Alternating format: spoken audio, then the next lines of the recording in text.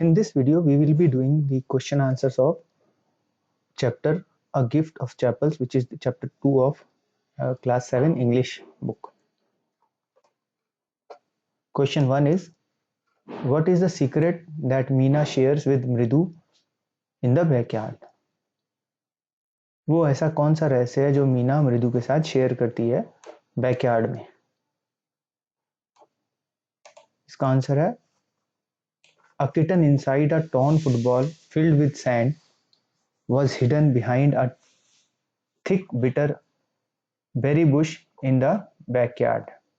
This was the secret that Meena shared with Mridu. Meena ने जो secret share किया मृदु के साथ वो ये था कि एक बिल्ली का बच्चा हमारे बैकयार्ड में, जहाँ पर हमारा बिटर बेरी का बुश है, उसके पीछे एक फुटबॉल के अंदर, जो फटी हुई फुटबॉल है उसके अंदर है। ये जो सीक्रेट था ये मीना ने मृदु के साथ शेयर किया। क्वेश्चन 2 है, how does Ravi get milk for kitten? Ravi उस बिल्ली के बच्चे के लिए दूध कैसे लेके आया? इसका आंसर है Ravi got milk for the kitten from the kitchen. Ravi milk लेके आया बिल्ली के बच्चे के लिए किचन से। जब उसकी दादी ने when his grandmother saw him holding the glass of milk, he told her that he was hungry. जब उसकी ग्रैंडमदर ने उसको एक दूध का ग्लास पकड़े हुए देखा तो उसने दादी को, ग्रैंडमदर को बोला कि वो उसको भूख लगी है। In order to avoid suspicion, he had to drink most of the milk. Grandmother को शक नहीं हो जाए उसके लिए उसने लगभग सारा का सारा दूध पी लिया। When she asked for the tumbler, he told her that he would wash it himself. जब ग्रैंडमदर ने उसे ग्लास के लिए कहा कि ग्लास दे दो तो उसने कहा कि नहीं, मैं खुद ही धो दूंगा। Then he ran and poured the milk into a coconut shell. तो जो ग्लास में थोड़ा सा बचा हुआ दूध था वो उसने दौड़ कर जा करके वो नारियल के खोखे में डाल दिया बिल्ली के बच्चे के लिए। Before his grandmother could really be suspicious, he ran back to the kitchen, washed and the tumbler and put it back. उसकी माँ को सस्पिशन होने से, उसकी ग्रैंडमदर को सस्पिशन होने से पहले वो वापस दौड़ के किचन में आया और उसने ग्लास को धो दिया और वापस रख दिया। क्वेश्चन 3 है, Ravi has a lot to say about MP Punai. This shows that Ravi बहुत कुछ बोल सकता है एमपी पुनाई के बारे में। इससे पता चलता है कि he is merely trying to impress Mridu. His knowledge of history is sound. He has a rich imagination. He is an intelligent child. इसमें which of these statements do you agree or disagree to? Ravi has a lot to say about MP Punai. This shows that he has a rich imagination and he is an intelligent child. यानी रवि जो है वो MP पुनाई के बारे में बहुत कुछ बोल सकता है क्योंकि उसका बहुत कल्पना जो है उसकी बहुत अच्छी है, वो बहुत अच्छी कल्पना कर सकता है और दूसरा वो बहुत ही इंटेलिजेंट है। Question 4, what was the noise that startled Mridu and frightened Mahendran? The noise that startled Mridu and frightened Mahendran was an unusual sound. Startled का मतलब होता है चौंका देना और फ्राइटेंड का मतलब होता है डरा देना। तो जो आवाज क्वेश्चन है, ऐसी कौन सी आवाज थी जिससे मृदु चौंक गई और महेंद्रन डर गया? तो वो जो नॉइज थी वो एक अलग तरह की साउंड थी, अनयूजुअल साउंड। अनयूजुअल का मतलब जो ज्यादातर सुनाई नहीं देती, अलग तरह की साउंड थी। क्रीच तरह की साउंड थी। ये creaking was actually Lalli's attempt to learning to play violin. ये क्रीचिंग जो आवाज थी ये लली जब वायलिन बजाने की प्रैक्टिस कर रही थी तो उसमें से निकल रही थी। Question 5, the music master is making lovely music, read aloud the sentence in the text that expresses this idea. Music master एक बहुत ही अच्छी मेलोडी मतलब नए बहुत अच्छा सुंदर म्यूजिक बजा रहा था. Read aloud the sentence in the text that expresses this idea. The music master's notes seemed to float up and settle perfectly into the invisible track of the melody. तो इस क्वेश्चन में लिखा है कि जो म्यूजिक मास्टर है वो बहुत अच्छा म्यूजिक बजा रहा था. ऐसा पोएम में जो चैप्टर है उसमें जो सेंटेंस लिखा है इससे रिलेटेड उसको जोर से पढ़ो. तो वो सेंटेंस ये है: the music masters notes seem to float up and settle perfectly into the invisible tracks of the melody. यानी जिस तरह से रेल की पटरी के ऊपर ट्रेन अच्छे से चलती है उसी तरह से जो ये मेलोडी है इसके जो म्यूजिक है म्यूजिक की मेलोडी के इनविजिबल ट्रैक हैं जो दिखते नहीं है ट्रैक, और उस पर जो नोट्स हैं वो बहुत अच्छे से सेटल हो रहे थे और आराम से चल रहे थे. ऐसा लग रहा था जैसे कोई ट्रेन चल रही है. This sentence shows that the music master was making lovely music.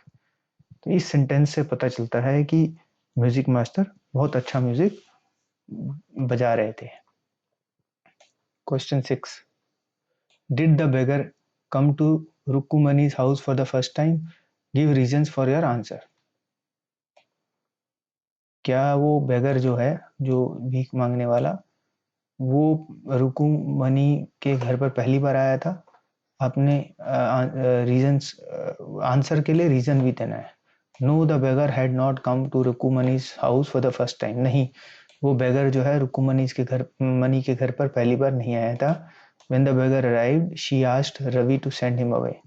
जब बेगर आया तो उसने रवि को उसको जाने के लिए कहा कि उसको भेज दो.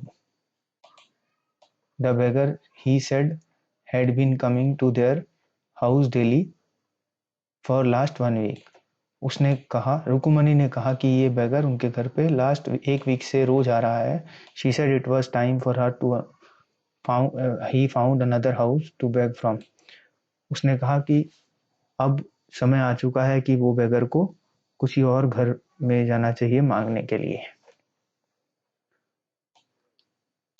Question 7. A sharp V-shaped line had formed between her eyebrows. What does it suggest to you about रुकुमनी's mood?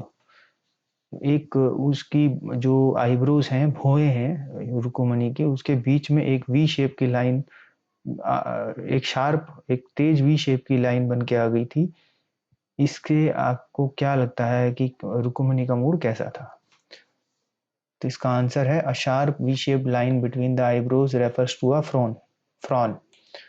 Frown का मतलब होता है एक चेहरे पर लकीरें पड़ना, मतलब चेहरे से एक वो दिखना कि कोई इंसान दुखी है या गुस्से में है. तो ये जो eyebrows refers to a frown, this suggest that Rukmani was in angry mood. इससे पता चलता है कि रुकुमनी गुस्से में थी. Working with the text. तो कंप्लीट द फॉलोइंग सेंटेंसेस. ये कुछ सेंटेंसेस दिए हैं. Ravi compares Lalli's playing the violin to. Ravi जो है इसको लली के वायलिन बजाने को किससे कंपेयर करता है? लली जो है वायलिन बजाने को करता है derailing of a train of melody. यानी कि कोई अगर मेलोडी जो म्यूजिक है उसकी ट्रेन हो तो वो ट्रेन पटरी से उतर गई है उससे कंपेयर करता है. सेकंड है trying to hide beneath the tray of chillies Mahendran dash. जो महेंद्रन है वो जो लाल मिर्च की ट्रे है उसके नीचे अपने आप को छुपने की कोशिश कर रहा है. और tip the few chillies over himself. यानी उसने कुछ मिर्चें अपने ऊपर भी गिरा ली. तो यहाँ ये आ जाएगा. पहले में आ जाएगा derailing of the train of melody.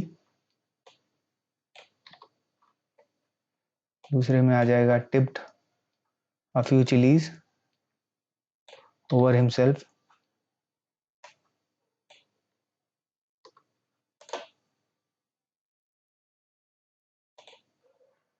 और तीसरे में the teacher played a few notes on his violin and Lalli, कि टीचर ने अपने वायलिन पर कुछ नोट्स बजाए और लली ने dash, Lali stumbled behind him on her violin which looked helpless and unhappy in her hands.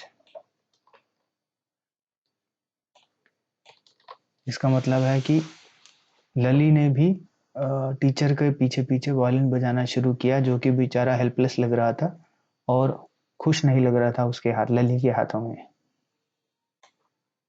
The fourth है the beggar said that the kind ladies of the house hold dash, beggar said that the kind ladies of the house hold dash, जो मांगने वाला है उसने कहा कि ladies, जो घर की लेडीज हैं वो बहुत काइंड हैं, डैश, डैश में आएगा were very generous because of this he had been able to keep his body and soul together for a whole week.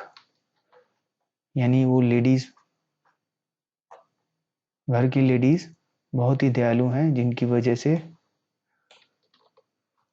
वो बेगर अपनी बॉडी यानी अपने शरीर को और अपनी आत्मा को एक साथ रख सका पूरे हफ्ते के लिए।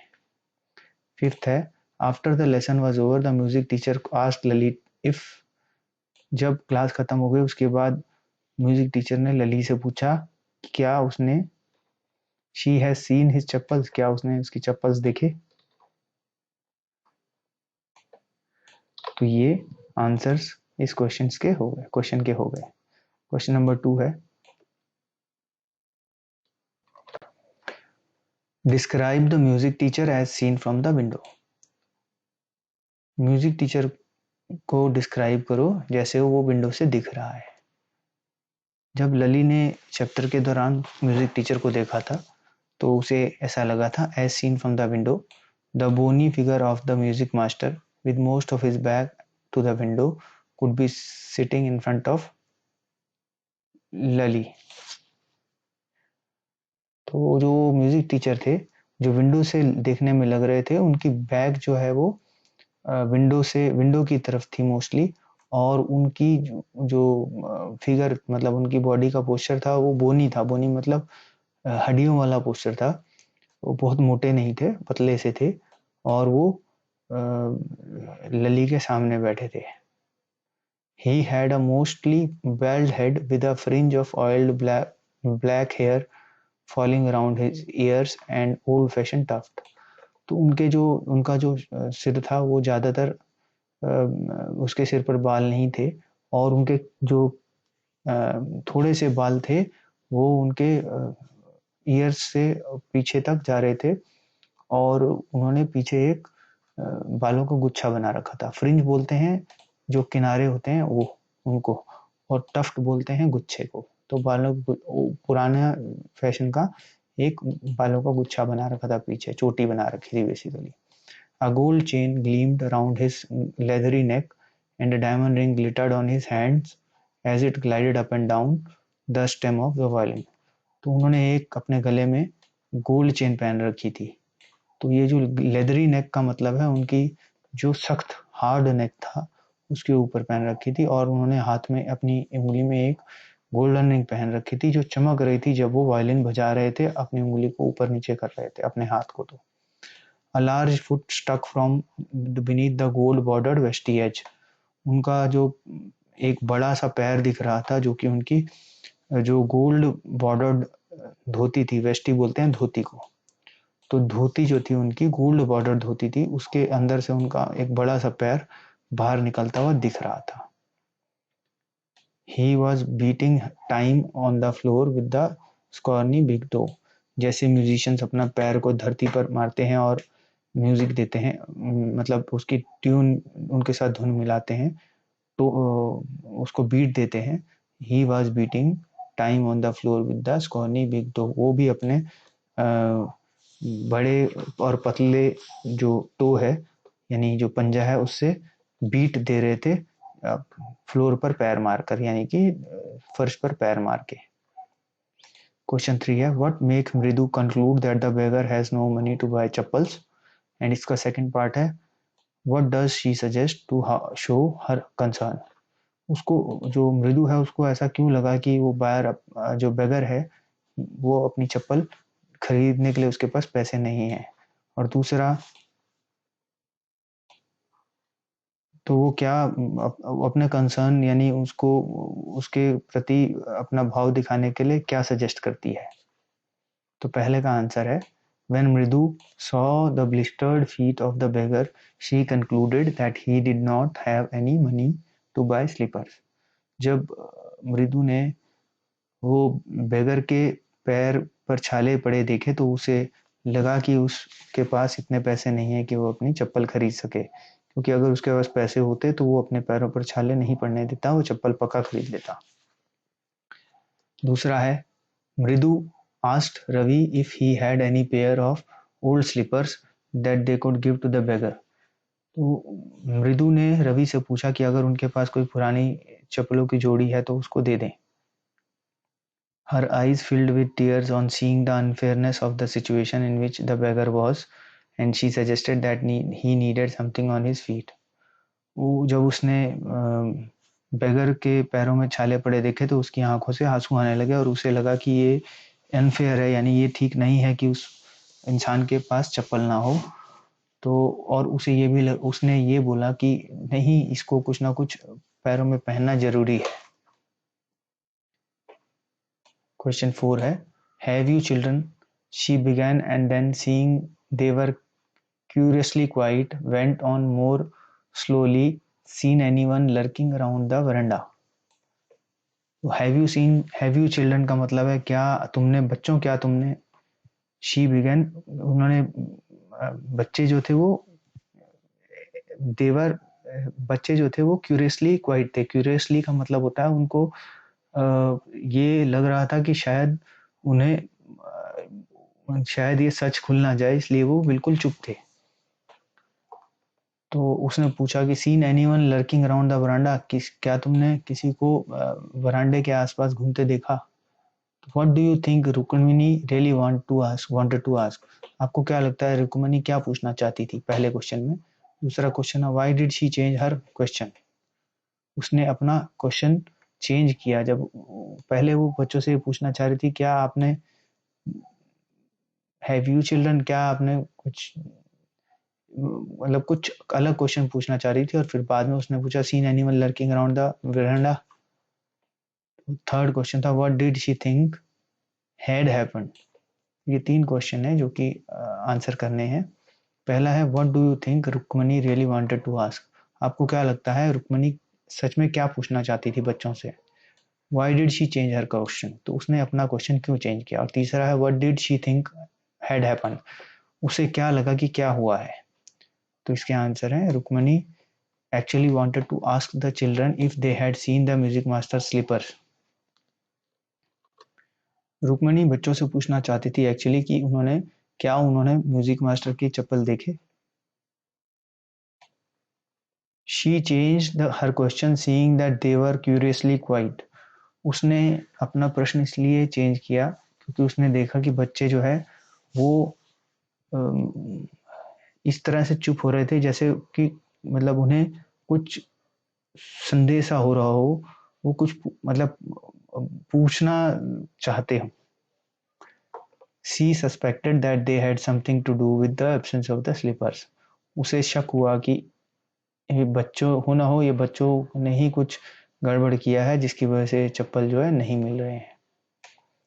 तीसरा है she probably thought that children had purposely hidden the music master's slippers or done something with it. तो तीसरे क्वेश्चन का आंसर है, तीसरा क्वेश्चन था कि उसने सोचा कि क्या हुआ था। तो उसे लगा कि शायद बच्चों ने ही जानबूझकर म्यूजिक मास्टर की चप्पल छुपा दी है और उसकी चप्पल के साथ कुछ किया है। क्वेश्चन 5 है on getting Gopu Mama's chappal the music teacher tried not to look too happy why. जब गोपू मामा की चप्पल म्यूजिक टीचर को मिली तो म्यूजिक टीचर जो है उसने मतलब खुशी जाहिर नहीं की। क्यों। Music teacher chappal were old, but he lied to Lali saying that they were brand new. Music teacher की जो चप्पल थी वो पुरानी थी, लेकिन उसने लली को फिर भी ये झूठ बोला कि उसकी चप्पल नई थी. Gopu Mama had hardly used his new chappal. जो गोपू मामा की चप्पल थी वो गोपू मामा ने बहुत कम ही यूज की थी और वो नई थी लगभग. The music teacher was happy getting them. Music teacher actually खुश था कि उसको नई चप्पल मिली है, but was trying to hide those feelings. लेकिन वो अपनी जो खुशी है वो जाहिर नहीं करना चाहता था. He tried to show that he was upset with the children and with his loss. वो ये दिखाना चाह रहा था कि वो बच्चों से नाखुश है और अब जो उसकी चप्पल खो गई उससे वो नाखुश है. क्वेश्चन 6 है, on getting a gift of chappals the beggar vanished in a minute. Why was he in such a hurry to leave. जब बेगर को वो चप्पल मिले तो वो 1 मिनट में वहां से गायब हो गया. Why was he in such a hurry to leave, यानी वो इतनी जल्दी में क्यों था, जाने की इतनी जल्दी क्यों थी उसे. क्योंकि आंसर है, the beggar was in a hurry to leave after getting the chappals because he knew that the children have got them for him without seeking the permission of the elders. जो वो बेगर था वो जाने की जल्दी में इसलिए था क्योंकि उसे पता था कि बच्चों ने ये जो चप्पल दी है उसे वो अपने बड़ों की परमिशन के बगैर दी है. And he feared that these chappals might be taken back from him, so he left in a hurry. और उसे डर था कि उसकी चप्पल उससे वापस ना छिन जाए, इसलिए वो जल्दी से वहां से चला गया. Walking towards the kitchen with Mridu and Meena, Rukumani began to laugh. What made her laugh? जब मृदु और मीना के साथ रुकुमनी किचन की तरफ जा रही थी तो हंसने लगी. उसको क्यों हंसी आई. इसका आंसर है, Rukmani was laughing imagining Gopu Mama without his chappals. Rukmani हंसी इसलिए क्योंकि उसने कल्पना की कि गोपू मामा जब शाम को आएगा तो उसको उसकी चप्पल नहीं मिलेगी. और he had the habit of taking out his shoes immediately after coming home and putting on those chappals. उसको गोपू मामा को आदत थी कि वो शाम को आकर के सबसे पहले अपने जूते उतारते हैं और वो चप्पल पहन लेते हैं. She laughed, wondering what excuse would she give to him and what would be his reaction. तो उसको हंसी इसलिए आई क्योंकि वो सोच रही थी कि वो शाम को गोपू मामा को क्या एक्सक्यूज देगी, यानी क्या कारण बताएगी और ये भी तो और गोपू मामा की उस पर क्या रिएक्शन होगी, गोपू मामा की उस पर क्या प्रतिक्रिया होगी. ये क्वेश्चंस हो गए. अभी वर्किंग विद द लैंग्वेज, जो ग्रामर पार्ट है इसका, इसमें है rewrite each of the following pairs of sentences as a single sentence, use if and the beginning of the at the beginning of the sentence.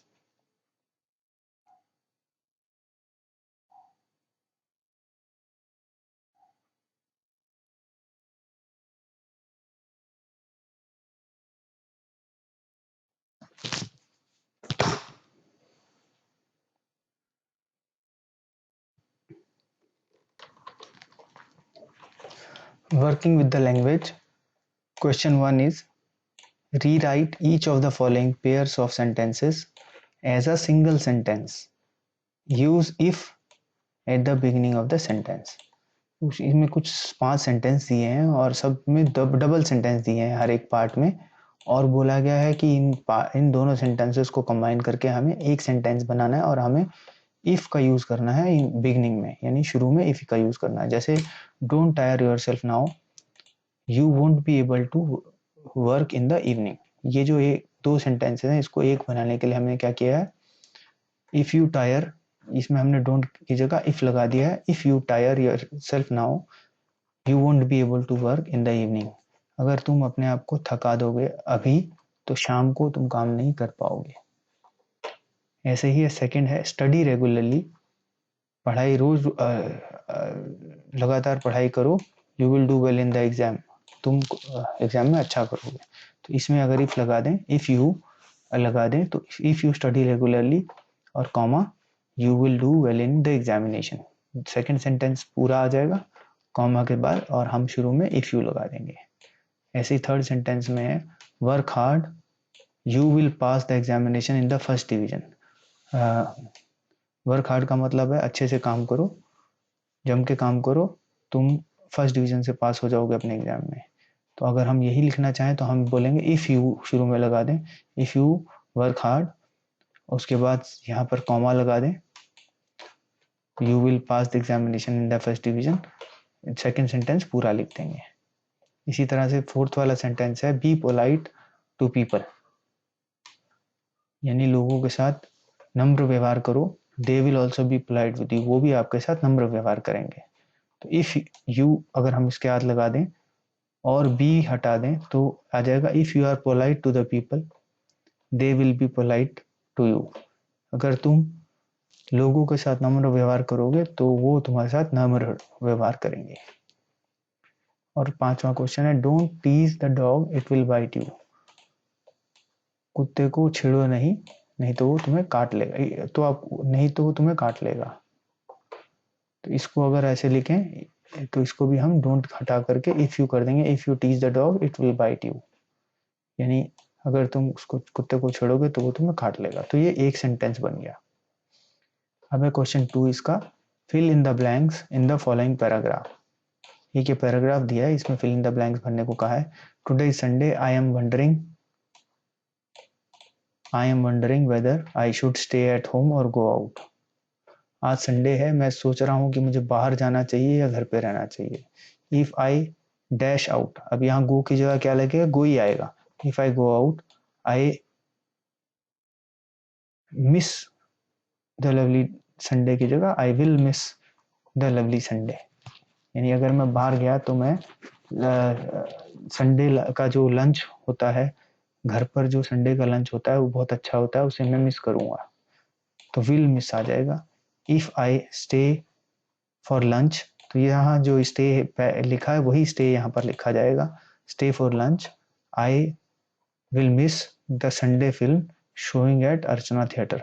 अगर मैं घर पर lunch के लिए रुक जाऊंगा तो मैं अर्चना थिएटर में जो मूवी है, संडे की जो मूवी चलेगी, उसको मैं नहीं देख पाऊंगा। तो आई विल मिस आएगा यहाँ पर will. I think I will go out and see the film only to avoid getting too fat. मुझे लगता है कि मुझे पिक्चर देखने चला जाना चाहिए जिससे कि मैं ज़्यादा मोटा भी नहीं होऊंगा।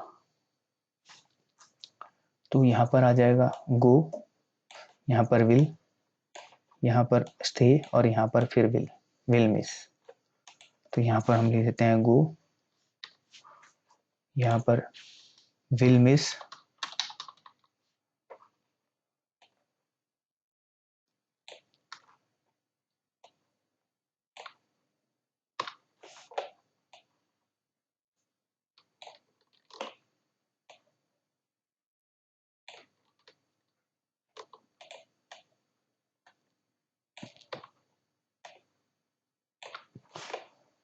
और यहाँ पर फिर आ जाएगा स्टे,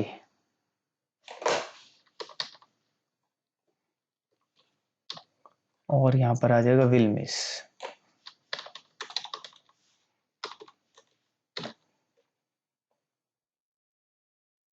तो इसका क्वेश्चन नंबर 3 देख लेते हैं। Complete each sentence below by appropriately using any one of the following. ये जो नीचे 6 सेंटेंस दिए हैं इनको कंप्लीट करना है और हमें इनमें से कोई एक यूज करना है। इफ यू वांट टू, क्या अगर तुम चाहो तो, if you don't want to अगर तुम नहीं चाहो तो, and if you want him to अगर तुम चाहो तो वो। Don't go to the theatre, don't go to the theatre का मतलब है थिएटर मत जाओ, if you don't want to. तो यहाँ आ जाएगा comma if you don't want to,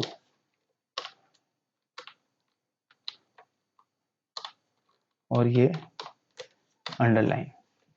he will post your letter comma if you want him to, यानी वो तुम्हारा लेटर पोस्ट करेगा अगर तुम चाहो तो, अगर तुम चाहो वो करे तो। Please use my pen if you want to, मेरा पेन यूज करो इफ यू वांट, अगर तुम चाहो तो।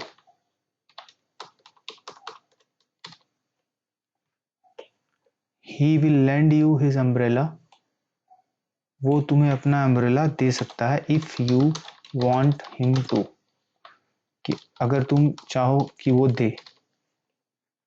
माई neighbour Ramesh will take you to the doctor, मेरा नेबर रमेश तुम्हें डॉक्टर के पास ले जा सकता है, comma if you want to, want him to, अगर तुम चाहो कि वो ले जाए। Don't eat it if you don't want it, मत खाओ, ये मत खाओ अगर तुम्हें ये नहीं चाहिए। तो ये इसके साथ ही हमारे सारे के सारे questions chapter 2 gift of chappals के कंप्लीट हो गए हैं। आई होप ये क्वेश्चंस आपको अच्छे से समझ आ जाएंगे। इसको आप रिवाइज कीजिएगा और जब टेस्ट आएंगे, टेस्ट के टाइम पर जरूर इसे पढ़ना है ताकि आप एग्जाम्स में अच्छा कर सकें। Thank you.